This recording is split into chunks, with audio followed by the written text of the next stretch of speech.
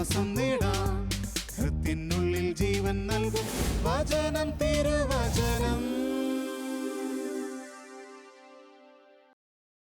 പ്രിയപ്പെട്ട ദൈവമക്കളെ, ഇന്നേ ദിവസം നമ്മൾ ധ്യാനിക്കുന്നത് ഹെബ്രായർക്ക് എഴുതിയ ലേഖനം 12-ാം അധ്യായം 14 മുതലുള്ള വാക്യങ്ങളാണ്.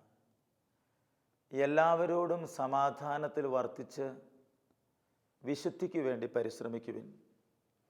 വിശുദ്ധി കൂടാതെ ആർക്കും കർത്താവിനെ ദർശിക്കുക സാധ്യമല്ല. ദൈവകൃപ നഷ്ടപ്പെടാതിരിക്കാൻ ശ്രദ്ധിക്കുവിൻ. വിദ്വേഷത്തിൻ്റെ വേരു വളർന്ന് ഉപദ്രവം ചെയ്യാതിരിക്കാൻ സൂക്ഷിക്കുവിൻ. വിദ്വേഷം മൂലം പലരും അശുദ്ധരായിത്തീരുന്നു. പ്രിയപ്പെട്ട ദൈവമക്കളെ, നമ്മൾ പ്രാർത്ഥിക്കുകയും ദൈവത്തെ വിളിക്കുകയും പള്ളിയിൽ പോവുകയും ആരാധന നടത്തുകയൊക്കെ ചെയ്യുമ്പോൾ അതിൻ്റെ ആത്യന്തിക ലക്ഷ്യം ദൈവദർശനമാണ്. ദൈവത്തെ കാണുക, ദൈവത്തെ അറിയുക, ദൈവത്തിൽ വളരുക, ദൈവത്തിൽ ഒന്നായിത്തീരുക. ദൈവത്തെ ഒരു വ്യക്തിക്ക് ദർശിക്കാൻ കഴിയുന്നത് ആ വ്യക്തിയുടെ ഹൃദയത്തിൽ വിശുദ്ധി ഉണ്ടാകുമ്പോഴാണ്. ഹൃദയവിശുദ്ധിയുള്ളവർ ഭാഗ്യവാന്മാർ, അവർ ദൈവത്തെ കാണും എന്ന് മലയിലെ പ്രസംഗത്തിൽ മത്തായിയുടെ സുവിശേഷത്തിൻ്റെ 5-ാം അധ്യായത്തിൽ ഈശോ നമ്മെ അനുസ്മരിപ്പിക്കുന്നുണ്ട്. ഹൃദയവിശുദ്ധിയുള്ളവർ ഭാഗ്യവാന്മാർ, അവർ ദൈവത്തെ കാണും. എങ്ങനെയാണ് ഒരാൾക്ക് വിശുദ്ധി പ്രാപിക്കാനായിട്ട് പറ്റുക? എങ്ങനെ ഒരാൾക്ക് വിശുദ്ധിയിലേക്ക് വരാനായിട്ട് പറ്റും? വിശുദ്ധി ഇല്ലാതെ ദൈവത്തെ കാണാൻ പറ്റില്ല. അപ്പോൾ എങ്ങനെയാണ് വിശുദ്ധി പ്രാപിക്കാൻ പറ്റുക? ഞാൻ വായിച്ച തിരുവചന ഭാഗത്ത് തന്നെ അതിൻ്റെ ഉത്തരം കിടക്കുകയാണ്. എല്ലാവരോടും സമാധാനത്തിൽ വർത്തിച്ച് വിശുദ്ധിക്ക് വേണ്ടി പരിശ്രമിക്കുവിൻ. അപ്പോൾ വിശുദ്ധി പ്രാപിക്കാനുള്ള മാർഗം എല്ലാവരുമായി സമാധാനത്തിലായിരിക്കുക എന്നതാണ്. അപ്പോൾ ഈ ടി വിയിലൂടെ വചനം കേൾക്കുന്ന പ്രിയപ്പെട്ട ദൈവമക്കളെ, ദൈവത്തെ കാണണം എന്ന ആഗ്രഹമുണ്ടെങ്കിൽ നമ്മൾ ആദ്യം ചിന്തിക്കേണ്ട കാര്യം, ഞാൻ എല്ലാവരുമായി സമാധാനത്തിലാണോ? എൻ്റെ അപ്പനുമായിട്ടുള്ള എൻ്റെ ബന്ധം എപ്രകാരമാണ്? എൻ്റെ അമ്മയോടുള്ള ബന്ധം എനിക്ക് എപ്രകാരമാണ്? എൻ്റെ ഭാര്യയോട്, ഭർത്താവിനോട്, മക്കളോട്, അയൽക്കാരോട്, അധികാരികളോട് ഒക്കെ ഉള്ള നമ്മുടെ ബന്ധം എപ്രകാരമാണ്? അപ്പോൾ എല്ലാവരോടും സമാധാനത്തിൽ വർത്തിച്ച് വിശുദ്ധിക്ക് വേണ്ടി പരിശ്രമിക്കുവിൻ. അപ്പോൾ നമ്മളെല്ലാവരുമായി സമാധാനത്തിലല്ല എങ്കിൽ ദൈവത്തിൻ്റെ കൃപ നമ്മുടെ മേൽ ഒഴുകി വരികയില്ല. ഞാൻ സ്കൂളിൽ പഠിക്കുന്ന കാലഘട്ടത്തിൽ 4-ലോ 5-ലോ ഒക്കെ പഠിക്കുമ്പോൾ ബെഞ്ചിലിരുന്ന് തിക്ക് കൂടുമായിരുന്നു. ഒരു സൈഡിൽ നിന്ന് തിക്കി അങ്ങേ സൈഡിലേക്ക് ആളെ പുറത്ത് ചാടിക്കുകയാണ് പരിപാടി. ആ കുട്ടി ഓടി വന്ന ഫ്രണ്ടിൽ വന്നിരുന്ന അടുത്തയാളെ തിക്കി പുറത്ത് ചാടിക്കുകയാണ്. ഒരാൾക്ക് ഇരിക്കാൻ അവകാശപ്പെട്ട ആ ബെഞ്ചിൽ നിന്നാണ് ബലം പ്രയോഗിച്ച് തിക്കി പുറത്ത് ചാടിക്കുന്നത്. നമ്മുടെ ഹൃദയത്തിൽ ദൈവം ചിലർക്ക് സ്ഥാനം കൊടുക്കാനായിട്ട് പറഞ്ഞിട്ടുണ്ട്. അപ്പന് അപ്പൻ്റേതായ സ്ഥാനമുണ്ട്. അമ്മയ്ക്ക്, അമ്മായിയമ്മയ്ക്ക്, പ്രിയപ്പെട്ടവർക്ക് ഒക്കെ ഒരു സ്ഥാനമുണ്ട്. അതിനൊരു ക്രമമുണ്ട്. ക്രമം തെറ്റിയാൽ പിന്നെ പ്രശ്നമായി. അപ്പോൾ നമ്മുടെ ഹൃദയത്തിൽ നിന്ന് ആരെയെങ്കിലും നമ്മൾ പുറത്താക്കിയിട്ടുണ്ടോ? ഈ പുറത്താക്കിയ വ്യക്തിയെ ഹൃദയത്തിലേക്ക് കൊണ്ടുവരാതെ നാം ദൈവത്തെ വിളിച്ചാൽ ദൈവത്തിൻ്റെ കൃപ നമ്മുടെ മേൽ ഒഴുകി വരികയില്ല. അവൻ എന്നോടൊന്നും സംസാരിച്ചില്ലെങ്കിലും എനിക്കൊരു ചുക്കും സംഭവിക്കാനില്ല. അവനെൻ്റെ വീട്ടിൽ കയറിയില്ലെങ്കിലും എനിക്കൊന്നും സംഭവിക്കാനില്ല. എനിക്ക് അവനുമായി യാതൊരു ബന്ധവും വേണ്ട. ഏതെങ്കിലും വ്യക്തിയുമായിട്ടുള്ള ബന്ധം നമ്മൾ വേണ്ട എന്ന് വെക്കുമ്പോൾ ക്രിസ്തുവുമായിട്ടുള്ള ബന്ധമാണ് നമ്മൾ വേണ്ട എന്ന് വെക്കുക. ആരെങ്കിലുമായിട്ട് വർത്തിക്കുവാൻ നമുക്ക് സാധിക്കുന്നില്ല എങ്കിൽ അത് നമ്മൾ വിശുദ്ധിയിൽ നിന്ന് അശുദ്ധിയിലേക്കുള്ള യാത്രയായി മാറുകയാണ്. അതുകൊണ്ട് പ്രിയപ്പെട്ട ദൈവമക്കളെ, തിരുവചനം പഠിപ്പിക്കുകയാണ്, എല്ലാവരോടും സമാധാനത്തിൽ വർത്തിച്ച് വിശുദ്ധിക്ക് വേണ്ടി പരിശ്രമിക്കുവിൻ. കുറേ വർഷങ്ങൾക്ക് മുമ്പ് ബോംബെയിൽ ഒരു ധ്യാനമന്ദിരത്തിൽ ധ്യാനിപ്പിച്ചുകൊണ്ടിരിക്കുന്ന വേള വിൻസെൻഷൻ സഭയുടെ ഒരു ധ്യാനമന്ദിരമാണ്. ആ ധ്യാനമന്ദിരത്തിൽ ധ്യാനിപ്പിക്കുന്ന വേളയിൽ ഒരു പെൺകുട്ടി ഏറ്റവും മുമ്പിലിരുന്ന് ശ്വാസം കിട്ടാതെ പ്രയാസപ്പെടുകയാണ്. അവളൊരു ആസ്മ രോഗിയാണെന്ന് മനസ്സിലായി. ക്ലാസ് കഴിഞ്ഞപ്പോൾ ആ കുട്ടി എന്നെ കാണാനായിട്ട് വന്നു കഴിഞ്ഞപ്പോൾ ഞാൻ അവളോട് സംസാരിച്ചു. അവളാണ് സംസാരം തുടങ്ങിയത്. അവൾ പറയുകയാണ്, ഇപ്പോൾ ക്ലാസ് കേട്ടുകൊണ്ടിരുന്നപ്പോൾ എനിക്കൊരു കാര്യം മനസ്സിലായി. എനിക്കെൻ്റെ അപ്പനുമായിട്ടുള്ള ബന്ധം ശരിയല്ല. അത് കുറേ വർഷങ്ങളായിട്ടുള്ള പ്രശ്നമാണ്. എൻ്റെ അപ്പച്ചനൊരു രാഷ്ട്രീയക്കാരനായിരുന്നു. രാഷ്ട്രീയം കളിച്ച് ഉണ്ടായിരുന്ന സ്വത്തൊക്കെ നശിപ്പിച്ച് ഇപ്പോഴൊരു 10 സെൻറ്റ് ഭൂമി മാത്രമാണുള്ളത്. വളരെയേറെ കഷ്ടപ്പെട്ടാണ് ഞങ്ങൾ ജീവിക്കുന്നത്. ഞാൻ ഈ ബോംബെയിൽ വന്ന് കഷ്ടപ്പെട്ട് ജോലി ചെയ്യാനായിട്ട് കാരണം എൻ്റെ അപ്പച്ചനാണ്.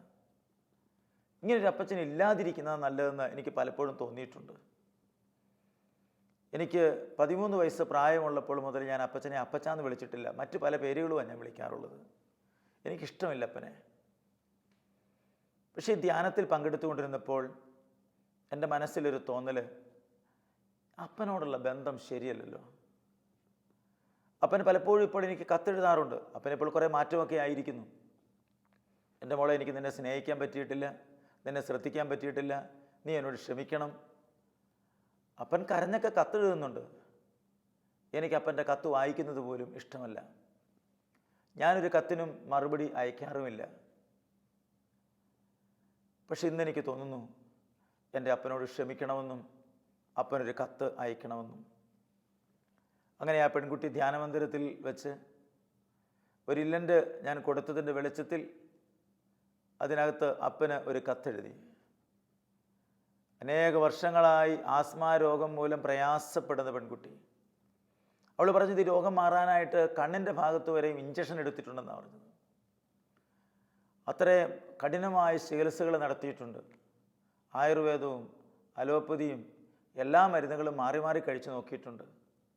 എന്നിട്ടൊന്നും മാറ്റമില്ല. പ്രിയപ്പെട്ട ദൈവമക്കളെ, എന്തായാലും ആ പെൺകുട്ടി സ്വന്തം അപ്പച്ചനെ സ്നേഹത്തോടെ ക്ഷമിച്ചുകൊണ്ട് ഒരു കത്തെഴുതി. ആ കത്തെഴുതി ഇല്ലൻ്റ് ഒട്ടിച്ച ആ സമയത്ത് അവളുടെ ആസ്മ രോഗം വിട്ടുപോയി.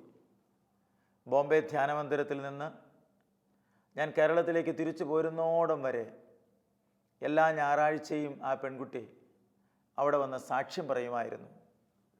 സാക്ഷ്യം പറയുമ്പോൾ അപ്പനോട് ക്ഷമിച്ച കാര്യവും അപ്പനുമായി സ്നേഹബന്ധത്തിലായി തീർന്ന കാര്യവും അതുവഴി കിട്ടിയ അനുഗ്രഹത്തെക്കുറിച്ചുമാണ് അവൾക്ക് പറയാനുള്ളത്. അതേ പ്രിയപ്പെട്ട ദൈവമക്കളെ, അനേക വർഷങ്ങൾ രോഗം മൂലം പ്രയാസപ്പെടുന്ന ആളുകൾ, രോഗത്തിന് അടിമപ്പെട്ടിരിക്കുന്ന ആളുകൾ, അവരോട് സംസാരിച്ചു കഴിയുമ്പോൾ അവരുടെ ഉള്ളിൽ കിടക്കുന്ന ചില വെറുപ്പിൻ്റെ, വിദ്വേഷത്തിൻ്റെ ചില വേരുകൾ, ചിലരുമായിട്ടുള്ള ബന്ധം തകർന്നതിൻ്റെ അവസ്ഥകൾ അവരുടെ ഉള്ളിൽ കിടക്കുകയാണ്. അപ്പോൾ പ്രിയപ്പെട്ടവരെ, ചിലർ രോഗികളായി തീരാൻ തന്നെ കാരണം ചില ബന്ധത്തിൻ്റെ പ്രശ്നം കൂടിയാണ്. ആ ബന്ധം ശരിയായാൽ വിശുദ്ധിയിലായാൽ ദൈവത്തെ കാണാനായിട്ട് പറ്റും. അങ്ങനെ ദൈവം നമ്മുടെ ജീവിതത്തിൽ ഇറങ്ങി ഇടപെടുക തന്നെ ചെയ്യും. ഞാൻ ഓർക്കുകയാണ്, ബഹുമാനപ്പെട്ട മാത്യു നായിക്ക് മർമലച്ചൻ്റെ ഒരു കൺവെൻഷൻ പാല അപ്പുറം ഒരു സ്ഥലത്ത് നടക്കുമ്പോൾ ആ കൺവെൻഷൻ ഞാൻ സഹായിക്കാൻ വേണ്ടി പോയതാണ്. ആ കൺവെൻഷനെ സഹായിക്കുന്ന വേളയിൽ രോഗികൾ കിടക്കുന്ന സൈഡിലേക്ക് പ്രാർത്ഥിക്കാൻ വേണ്ടി പോയി. ആർത്രൈറ്റിസ് ബാധിച്ച ഒരു രോഗി, കൈയും കാലുമൊക്കെ വണ്ണം വെച്ചിരിക്കുകയാണ്. ഞാൻ ആ വ്യക്തിയോട് സംസാരിച്ചപ്പോഴാണ് ഒരു കാര്യം മനസ്സിലായത്. ഒരു കുടുംബത്തിലെ മൂത്ത മകളാണ്. റോമിൽ ജോലി ചെയ്യുകയായിരുന്നു.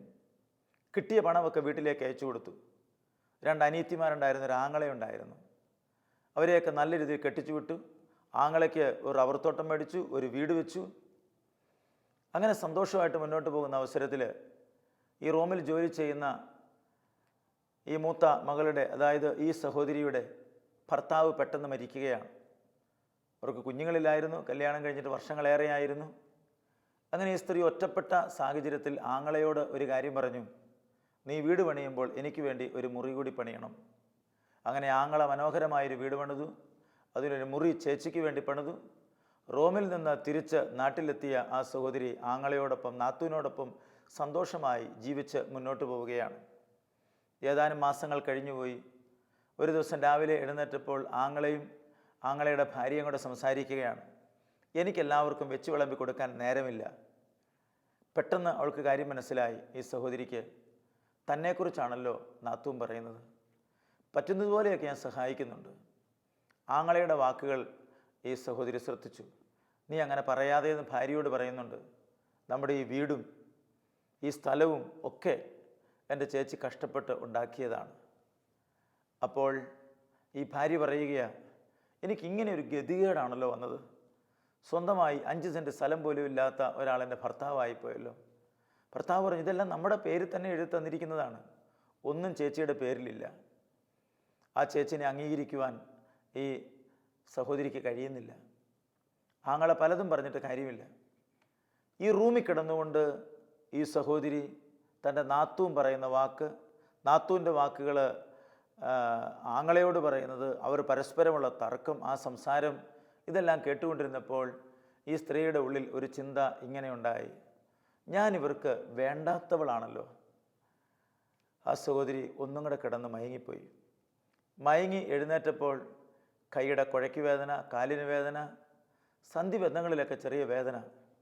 ഏതാനും ദിവസങ്ങൾ കഴിഞ്ഞപ്പോൾ ആ സഹോദരി ഒരു ആർത്രൈറ്റിസ് രോഗിയായി തീർന്നിരിക്കുന്നു. അയാൾക്ക് നടക്കാൻ ഒരു ജോലിയും ചെയ്യാൻ പറ്റാത്ത അവസ്ഥയായി തീർന്നിരിക്കുന്നു. രോഗക്കിടക്കയിലായിരിക്കുന്ന ആ വ്യക്തിയെ കൺവെൻഷൻ ഗ്രൗണ്ടിൽ കൊണ്ടുവന്ന് കിടത്തിയിരിക്കുകയാണ്. അങ്ങനെ കൺവെൻഷൻ ഗ്രൗണ്ടിൽ കിടക്കുമ്പോൾ പ്രിയപ്പെട്ട ദൈവമക്കളെ, കർത്താവിൻ്റെ വചനം ആ സഹോദരിയുടെ ഉള്ളിലേക്ക് കടന്നു വന്നു. കർത്താവ് ആ സഹോദരിയെ സ്പർശിച്ചു. പ്രഭാഷകൻ്റെ പുസ്തകത്തിൽ 38-ാം അധ്യായം 9 മുതലുള്ള വാക്യങ്ങളിൽ നാം ഇങ്ങനെ വായിക്കും, മകനെ, മകളെ, രോഗം വരുമ്പോൾ ഉദാസീനനാകാതെ കർത്താവിനോട് പ്രാർത്ഥിക്കുക, അവിടുന്ന് നിന്നെ സുഖപ്പെടുത്തും. രോഗം വരുമ്പോൾ നീ ദൈവത്തോട് പ്രാർത്ഥിക്കുക, അവിടുന്ന് നിന്നെ സുഖപ്പെടുത്തും. ആ സഹോദരി ആ സമയം തന്നെ പ്രാർത്ഥിക്കാനായിട്ട് തുടങ്ങി. കർത്താവേ, ഞാൻ എൻ്റെ ആങ്ങളയ്ക്കും നാത്തൂനും ശരിക്കും ഇപ്പോൾ ഭാരമായിരിക്കുകയാണ്. ആ സഹോദരി അവിടെ കിടന്നുകൊണ്ട് നാത്തൂൻ പറഞ്ഞ ആ വാക്കുകളെ തമ്പുരാൻ്റെ കരങ്ങളിലേക്ക് കൊടുത്തു. ആങ്ങളയുടെ അവസ്ഥയെ തമ്പുരാൻ്റെ കരങ്ങളിലേക്ക് കൊടുത്തു. അങ്ങനെ സമർപ്പിച്ച് പ്രാർത്ഥിക്കാനായിട്ട് തുടങ്ങി. കർത്താവേ, എൻ്റെ നാത്തൂനെ അനുഗ്രഹിക്കണമേ, എൻ്റെ ആങ്ങളെ അനുഗ്രഹിക്കണമേ, അനുഗ്രഹിക്കണമേ, അനുഗ്രഹിക്കണമേ, അനുഗ്രഹിക്കണമേ എന്ന് പറഞ്ഞ് പ്രാർത്ഥിക്കുകയാണ്. കുറേ നേരം പ്രാർത്ഥിച്ചു കഴിഞ്ഞപ്പോൾ ശരീരത്തിന് എന്തോ ബലം കിട്ടുന്നത് പോലെ. അന്ന് വൈകുന്നേരത്തെ രോഗശാന്തി പ്രാർത്ഥന കഴിഞ്ഞ് രോഗികളെ സാക്ഷ്യം പറയാനായിട്ട് സ്റ്റേജിലേക്ക് വിളിപ്പിച്ചപ്പോൾ ഞാനിങ്ങനെ മൈക്ക് കൊടുത്ത് ഓരോരുത്തരെയും കൊണ്ട് സാക്ഷ്യം പറയിപ്പിച്ചുകൊണ്ടിരിക്കുകയാണ്.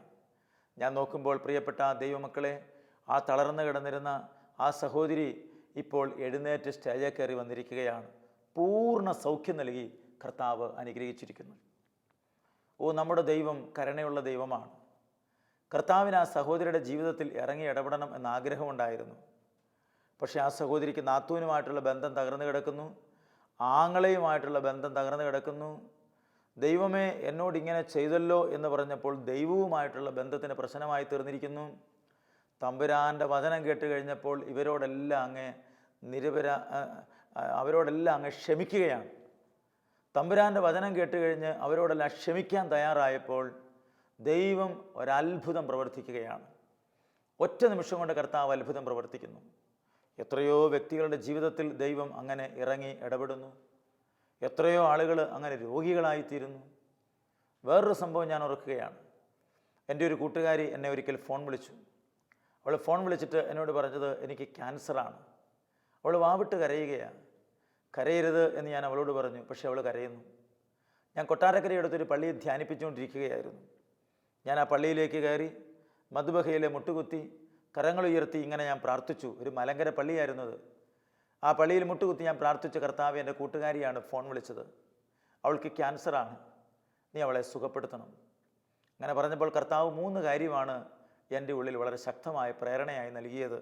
1, അവളോട് ഒരു ധ്യാനത്തിൽ പങ്കെടുക്കാനായിട്ട് പറയുക. എല്ലാവരോടും ക്ഷമിക്കാൻ പറയുക. 3ാമത് പറഞ്ഞത് ഒരു നല്ല കുമ്പസാരം നടത്തുക. ധ്യാനിക്കാൻ പറഞ്ഞപ്പോൾ എനിക്ക് കാര്യം മനസ്സിലായി. എന്തിനാണ് ധ്യാനിക്കുന്നത്? തമ്പുരാൻ്റെ വചനത്തിന് മുമ്പിലിരുന്ന് നമ്മുടെ ജീവിതത്തെ ഒന്ന് പരിശോധിക്കാനുള്ളൊരു അവസരമാണ്. ധ്യാനം ആർക്കാ ആവശ്യം? ദൈവവുമായിട്ടുള്ള ബന്ധം എങ്ങനെയാണെന്ന് പരിശോധിക്കാനുള്ളൊരു അവസരമാണ് ധ്യാനം എന്ന് പറയുന്നത്. തമ്പുരാൻ്റെ വചനം കേൾക്കുമ്പോൾ ഈ വചനമനുസരിച്ചാണോ ഞാൻ ജീവിക്കുന്നത്? ഈ വചനമനുസരിച്ചാണ് എൻ്റെ ജീവിതം മുന്നോട്ട് പോകുന്നത്? ഇത് മനസ്സിലാക്കി നമ്മുടെ ജീവിതത്തെ ക്രമപ്പെടുത്താൻ ധ്യാനം സഹായിക്കും.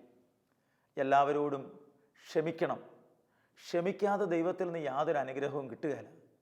ക്ഷമിക്കാത്ത വ്യക്തിയുടെ ഉള്ളിൽ വിദ്വേഷത്തിൻ്റെ വേര് കിടക്കുകയാണ്. വിദ്വേഷത്തിൻ്റെ വേര് വളരാൻ അനുവദിക്കരുത്. വെറുപ്പ് നമ്മുടെ ഉള്ളിൽ വളർന്നാൽ നമ്മുടെ ജീവിതം തകർന്നു പോകും പ്രിയരെ. ഏത് കാരണം കൊണ്ടും ആയിക്കൊള്ളട്ടെ, വെറുപ്പ് ഒരിക്കലും നമ്മുടെ മനസ്സിൽ സൂക്ഷിച്ചു വച്ചേക്കരുത്. മറ്റുള്ളവർ പറഞ്ഞിട്ടുള്ള ചില പാഴുവചനങ്ങൾ, പാഴുവാക്കുകൾ, നമ്മളെ മനസ്സിലാക്കാൻ പറ്റാതെ അവർ പറഞ്ഞിട്ടുള്ള ചില കാര്യങ്ങൾ നമ്മളത് ഹൃദയത്തിൽ സൂക്ഷിച്ചു വെച്ചിട്ട് നമുക്ക് എന്ത് കിട്ടാനാണ്? എന്ത് നേട്ടമാണുള്ളത്? ഒരു മനുഷ്യൻ്റെ അറിവില്ലായ്മ കൊണ്ട് അവർ പറയുന്ന വാക്കുകൾ, അവരുടെ വിവരക്കേട് എന്തിന് നമ്മുടെ തലയ്ക്കകത്ത് സൂക്ഷിച്ചു വെച്ച് നമ്മൾ രോഗിയായിത്തീരണം? എന്തിന് നമ്മൾ ഭാരപ്പെടണം? ഈ സഹോദരി ക്ഷമിക്കാനും, മൂന്നാമത് കർത്താവ് പറഞ്ഞു കുമ്പസാരിക്കണമെന്നാണ്. കുമ്പസാരിക്കുക എന്ന് പറഞ്ഞാൽ ദൈവവുമായി അനുരഞ്ജനപ്പെടുക എന്ന അർത്ഥം. ദൈവവുമായി അനുരഞ്ജനപ്പെടുക. യെശയ്യാ പ്രവാചകന്റെ പുസ്തകത്തിൻ്റെ 2-ാം അധ്യായത്തിൻ്റെ 18-ാം വാക്യത്തിൽ നാം വായിക്കുന്നുണ്ട്, വരുവിൻ നമുക്ക് രമ്യപ്പെടാം. നിന്റെ പാപങ്ങൾ കടും ചുമപ്പാണെങ്കിലും ഞാനത് മഞ്ഞുപോലെ വെണ്മയുള്ളതാക്കി തീർക്കും. രക്തവർണ്ണമെങ്കിലും കമ്പിളി പോലെ വെളുപ്പിക്കാം. അനുസരിക്കാൻ സന്നദ്ധമെങ്കിൽ നീ ഐശ്വര്യം ആസ്വദിക്കും. അനുസരിക്കാതെ ധിക്കാരം തുടർന്നാൽ നീ വാളിനിരയായിത്തീരും. അപ്പം അതുകൊണ്ട് പ്രിയപ്പെട്ട ദൈവമക്കളെ, തമ്പുരാനുമായി അനുരഞ്ജനപ്പെടുക. ജെറമ്യാ പ്രവാചകന്റെ പുസ്തകത്തിൻ്റെ 4-ാം അധ്യായം 8-ാം വാക്യത്തിൽ നാം ഇങ്ങനെ വായിക്കുന്നുണ്ട്, വരുവിൻ വരുവിൻ, കർത്താവിൻ്റെ സന്നിധിയിലേക്ക് വരുവിൻ. വീണവൻ എഴുന്നേൽക്കുകയില്ലേ? വഴി തെറ്റിപ്പോയവൻ തിരിച്ചു വരാതിരിക്കുമോ? ആരെയും വഴി തെറ്റിപ്പോയിട്ടുണ്ടെങ്കിൽ തിരിച്ചു വരണം. ആരെയും പാപത്തിൽ വീണ് പോയിട്ടുണ്ടെങ്കിൽ തിരിച്ചു വരണം. അതാ കർത്താവ് നമ്മോട് പറയുന്നത്. എന്തായാലും ഞാൻ ആ ഫോൺ വിളിച്ചിട്ട് എൻ്റെ കൂട്ടുകാരിയോട് പറഞ്ഞു, നീ ഈ 3 കാര്യം ചെയ്യാൻ തയ്യാറാണോ? അവൾ പറഞ്ഞു തയ്യാറാണ്. പ്രിയപ്പെട്ട ദൈവമക്കളെ, തീരുമാനമെടുത്തു എന്ന് പറഞ്ഞപ്പോൾ ഞാനിങ്ങനെ പറഞ്ഞു, നീ തീരുമാനമെടുത്താൽ തന്നെ കർത്താവ് അത്ഭുതം പ്രവർത്തിക്കും. ആസക്തിയോടെ സ്ത്രീയെ നോക്കിയാൽ അത് പാപമായി തീരുന്നുവെങ്കിൽ, ഒരു ചിന്ത മനസ്സിൽ വന്ന് ഒന്ന് നോക്കിയാൽ അത് പാപമാകുന്നു. അങ്ങനെയാണെങ്കിൽ ഞാൻ എൻ്റെ ദൈവത്തോടു കൂടെ നിൽക്കും എന്നൊരു തീരുമാനമെടുത്താൽ ഈ തീരുമാനത്തിൻ്റെ മേൽ ദൈവം കൃപ ചൊരിയും. ഞാനൊരു വിശുദ്ധ ജീവിതം നയിക്കും, ഞാനൊരു അഭിഷേകത്തിൻ്റെ ജീവിതം നയിക്കും, ഞാൻ പാപം ഉപേക്ഷിക്കും എന്ന് തീരുമാനമെടുക്കുമ്പോൾ തന്നെ ദൈവം ഇറങ്ങി ഇടപെടും.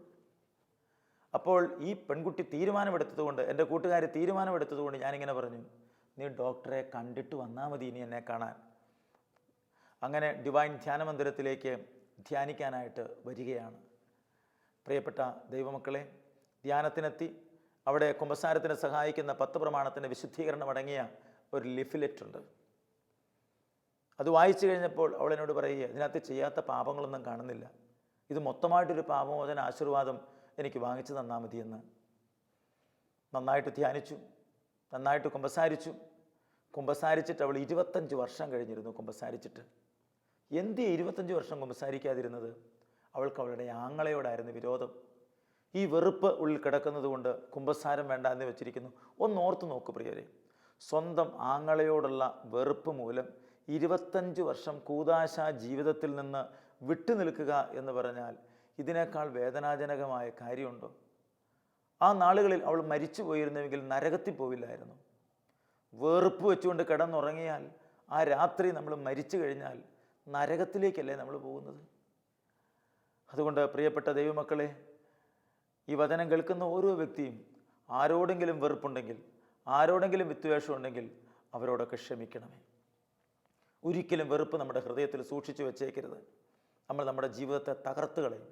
വിദ്വേഷത്തിൻ്റെ വേര് വളർന്ന് ഉപദ്രവം ചെയ്യാതിരിക്കാൻ സൂക്ഷിക്കുവിൻ. വിദ്വേഷം മൂലം പലരും അശുദ്ധരായിത്തീരുന്നു. നമ്മുടെ ഉള്ളിൽ കിടക്കുന്ന വിദ്വേഷം, വെറുപ്പ് നമ്മളെ അശുദ്ധരാക്കി മാറ്റും. എന്തായാലും ഈ സഹോദരിയും ധ്യാനം കൂടാൻ തീരുമാനമെടുത്ത് ഡോക്ടേഴ്സിനെ പോയി കണ്ട് ടെസ്റ്റ് നടത്തി റിസൾട്ട് വന്നപ്പോൾ ഡോക്ടർ പറയുകയാണ് ക്യാൻസർ രോഗം പൂർണ്ണമായി മാറിയിരിക്കുന്നുവെന്ന്. എൻ്റെ പ്രിയരെ, ഒന്നോർത്ത് നോക്കുക.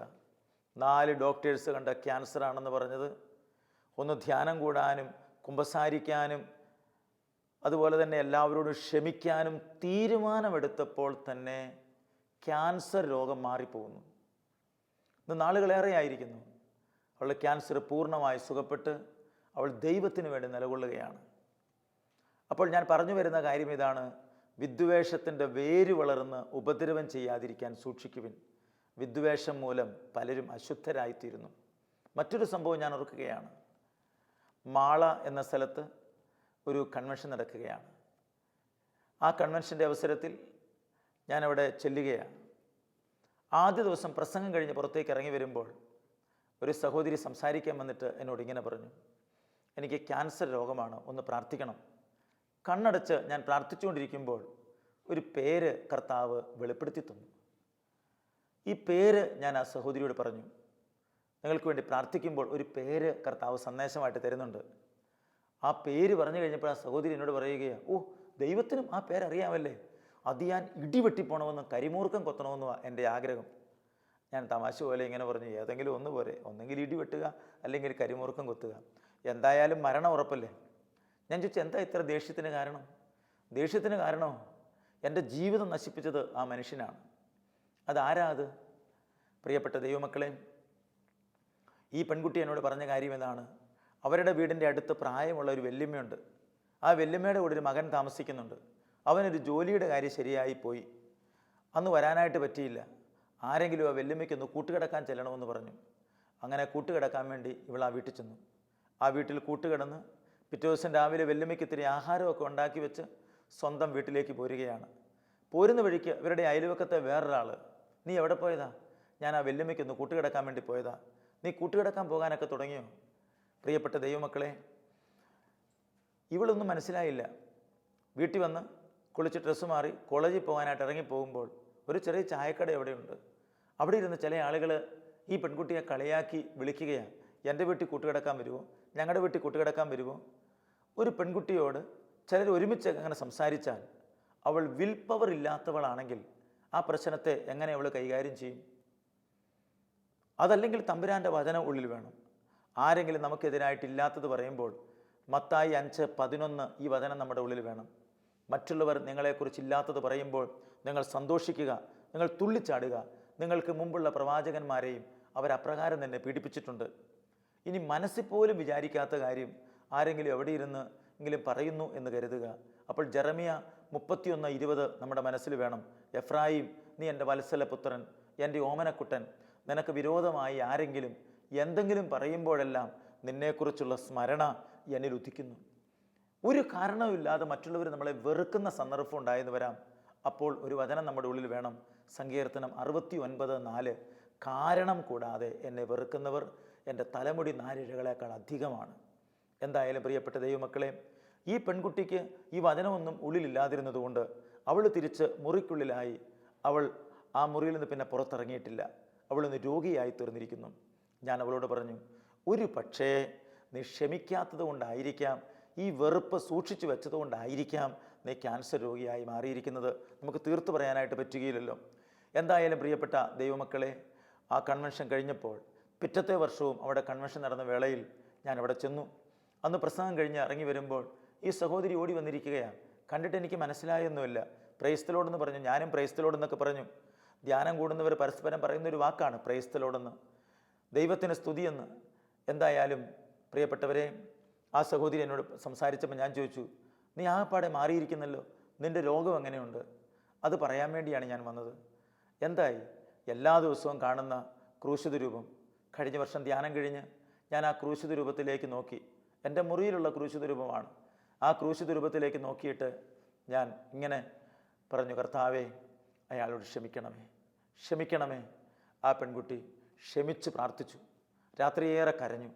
നേരം വെളുത്ത് എഴുന്നേറ്റപ്പോൾ നല്ല ഉണർവ്. തൃശ്ശൂർ അമല ഹോസ്പിറ്റലായിരുന്നു ട്രീറ്റ്മെൻറ്റ്. അവിടെ പോയി ഡോക്ടറെ കണ്ട് ടെസ്റ്റ് നടത്തി റിസൾട്ട് വന്നപ്പോൾ ഡോക്ടർ പറയുകയാണ്: കുട്ടി, നിൻ്റെ ക്യാൻസർ രോഗം പൂർണ്ണമായും സുഖപ്പെട്ടിരിക്കുന്നുവെന്ന്. ഒന്നോർത്ത് നോക്കൂ, വിദ്വേഷം ഉള്ളിൽ വളർന്ന് രോഗിയായി തീർന്നിരിക്കുന്ന വ്യക്തി. കർത്താവ് നമ്മുടെ ജീവിതത്തിലേക്ക് കടന്നു വന്നാൽ നമ്മുടെ ജീവിതം അനുഗ്രഹിക്കപ്പെടും. പ്രിയപ്പെട്ടവരെ, എനിക്കൊരു കാര്യമാണ് നിങ്ങളോട് പറയാനുള്ളത്: ഒരിക്കലും വെറുപ്പിൻ്റെ വേര് നമ്മുടെ ഉള്ളിൽ സൂക്ഷിച്ചേക്കരുത്. വിദ്വേഷത്തിൻ്റെ വേര് വളർന്നാൽ നമ്മുടെ ജീവിതം തകർന്നു പോകും. നമുക്കൊന്ന് പ്രാർത്ഥിക്കാം. കർത്താവായ യേശുവേ, ഞങ്ങളുടെ മനസ്സിലുള്ള വെറുപ്പിൻ്റെയും വിദ്വേഷത്തിൻ്റെയും വേര് പരിപൂർണമായി പറിച്ചു കളഞ്ഞ് ദൈവസ്നേഹത്തിൻ്റെ അഭിഷേകം ഞങ്ങളുടെ ഉള്ളിൽ നിറയട്ടെ. വചനമാകുന്ന വിത്ത് ഞങ്ങളുടെ ഉള്ളിൽ വീണ് അത് മുളച്ച് അത് 30 മേനിയും 60 മേനിയും 100 മേനിയും ഫലം പുറപ്പെടുവിക്കട്ടെ. ഞങ്ങളെ വിശുദ്ധിയിലും കൃപയിലും കാക്കണമേ. നിത്യം പിതാവും പുത്രനും പരിശുദ്ധാത്മാവുമായി സർവേശ്വര എന്നേക്കും. ആമേൻ.